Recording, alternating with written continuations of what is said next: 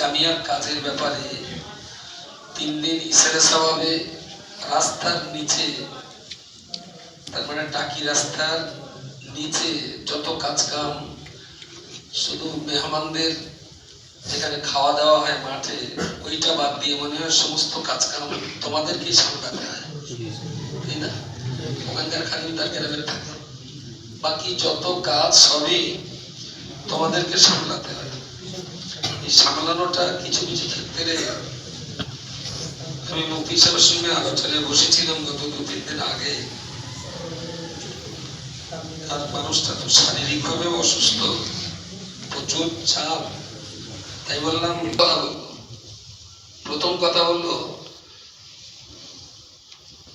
মেহমান নওয়াজি বা মেহমানদারিদের খেদমত করা, এ ব্যাপারে একটা হাদিস বলো, কেন বলবে তাড়াতাড়ি। এই আমি মেটো কেটে লোক নিয়ে বসি, এখানে বড় বড় সব স্কলার নিয়ে বসছি, মেহমানদের খেদমতের একটা হাদিসের এবারত যে বলুন কি ব্যাপার? من يؤمن بالله واليوم الآخر فليكرم ضيفه. একটু দাঁড়িয়ে يؤمن بالله واليوم الآخر فليكرم ضيفه. একটু তফসিলটা হোক। যে আল্লাহর প্রতি বিশ্বাস রাখে এবং আখিরাতের প্রতি বিশ্বাস রাখে তার কর্তব্য হলো মেহমানদারি করা। কথাটা কে বলেছে? রাসূলুল্লাহ বলেছেন। নবী যখন কোন উম্মতকে বলছেন কর্তব্য, রাসূল যখন কোন উম্মতকে বলছেন যে এটা তোমার কর্তব্য, এটা কতটা গুরুত্ব হতে পারে? অনেকটাই। হ্যাঁ অনেকটাই। অনেকটা মানে এখান থেকে কথা পর্যন্ত কতটা গুরুত্ব হতে পারে? প্রায় ওয়াজিবের দরজায়। অভিজ্ঞতা দিয়ে বলা হোক, প্রায় ওয়াজিবের দরজায়। প্রায় ওয়াজিবের দরজায়। ইয়েস, তো রাসূলুল্লাহ যখন বলেছেন মেহমানদের মেহমানদারি করা ইমানদারের জন্য কর্তব্য, তাহলে আমি তো ধরেই নিতে পারি এই মেহমানদারি বিভিন্ন রকম ভাবে হতে পারে। যেমন আমি আজকে উজু করতে গিয়ে দেখলাম কিছু জরি, কিছু কাগজ পড়ে আছে, এবং মনে হলো জরি আর কাগজগুলোর বয়স অন্তত 3 দিন তো হবে, ওদের হায়াত 3 দিন পর্যন্ত করে মনে হচ্ছে আছে। এখন জানি না 7 দিনের চিল্লায় না 41-এর চিল্লায় ওরা থাকবে ওখানে, সেটা আল্লাহ মালিক তিনি জানে। তো একটা মেহমান উজু করবে, তার জায়গাটা পরিষ্কার করে দেবে, এটাও তো খালিস, এটাও মেহমানদের কি? একজন মেহমান চা খেয়েছেন, হাতে কটরাটা হাতে আছে, আমি যে কটরাটা নিয়ে টাকায় ফেলে দেওয়া, এটাও মেহমানদারি। একজন একটু পানি লাগ, একটু ভাত লাগুক, বা খাওয়া হয়ে গেছে সব রেডি, একটা গামছা বা কাপড় দিয়ে তার হাতে তুলে দাও হাতটা মোছার জন্য, এটাও।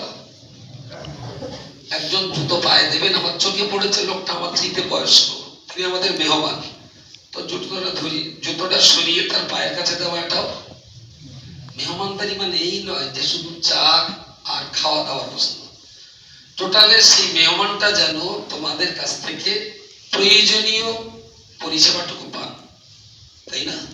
তো এইটা কর্তব্য, এই কথা রাসূলুল্লাহ আমাদের বলেছেন, প্রায় ওয়াজিবের দরজায়। আর নবীর এই দায়িত্ব কাদের উপরে চাপিয়েছেন? যারা ঈমান রাখে।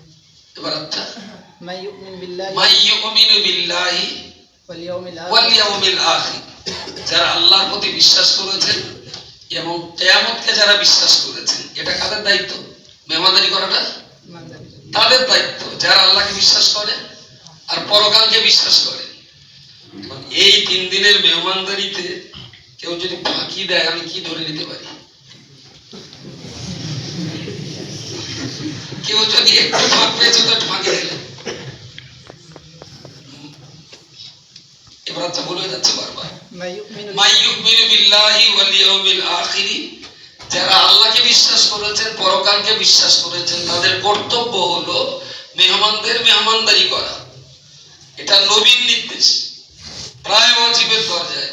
আর এই কর্তব্যে কেউ যদি গাফিলতি করে, তাহলে সেই গাফিলতিটা তোমার মুফতি সাহেবও লিখবেন না, আমিও লিখবো না, কিরামান কাতিবিনা ইয়ালামুনা।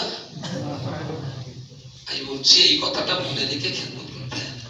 কখন হুজুর তাড়া দেবে, কখন লোকে আমার বলবে, কখন কে এই না করলে যদি হুজুর বলে, এটা না করলে যদি আমার ক্লাস টিচার কানের কথা একটা চড় দেয়, এটা না করলে যদি মুখ খারাপ বলে, আমি সেইগুলো ছেড়ে দাও, দিল থেকে অন্তর থেকে একদম রিমুভ করে দাও।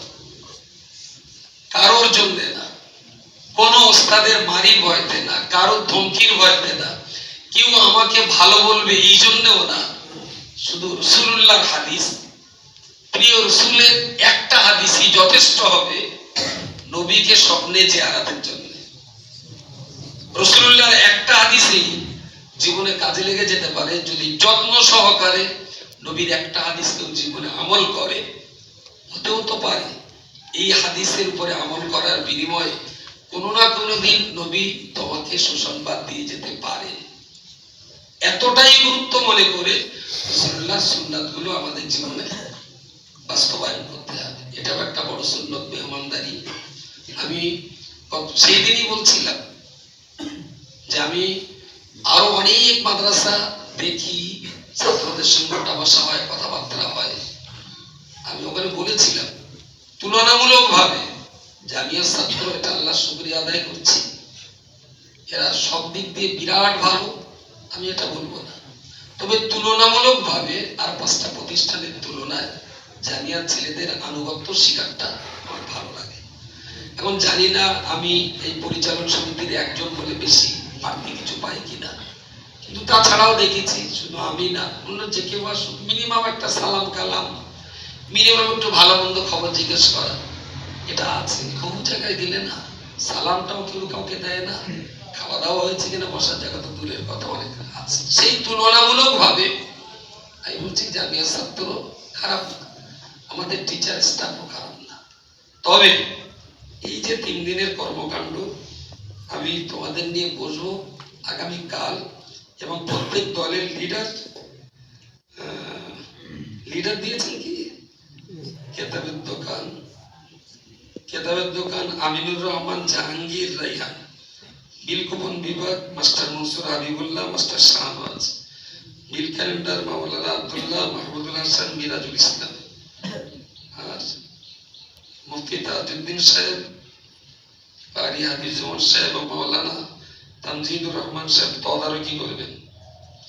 এই তদারকিতে দেখছি 18 জন ছাত্র আছে। 3 দিনে গোডাউন ও গোস্ত কাটাকাটির দায়িত্বে 29 জন আছে। ম্যানেজার নজরুল ইসলাম, আব্দুর রহমান সাহেব ও হাফেজ মুজাফফর, এনাদের 3 জনের দায়িত্বে আছে। 29 জন। এইটাকে না একটু আরেকটু সিস্টেমেটিক্যাল ভাগ করতে হবে।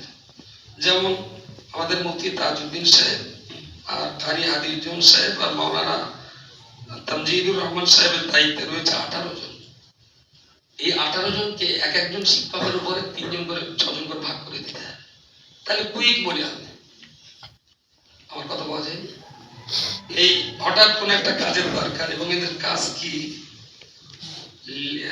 লিফট বিল্ডিং এর 4 তলার উত্তর দিকে মেহমানদের খাওয়াবে দেবরাজপুরের স্বেচ্ছাসেবক তদারকি মাওলানা বাউলুল ইসলাম, দক্ষিণ দিকে ছাত্রদের খাওয়াবে নিম্নোক্ত ছাত্ররা। ও তাহলে এই 18 জনকে খাওয়ানোর দায়িত্ব, এই 18 জন ছাত্রদের মেহমানদারি করবে, এটা তো তার মানে খাওয়ানোর ব্যবস্থার দায়িত্ব এদের ঘাড়ে। এখানে তদারকি করবে 3 জন। তো এই শুধু তোমাদের এই ছাত্র বলতে তোমরা না, বাইরের যে ছাত্র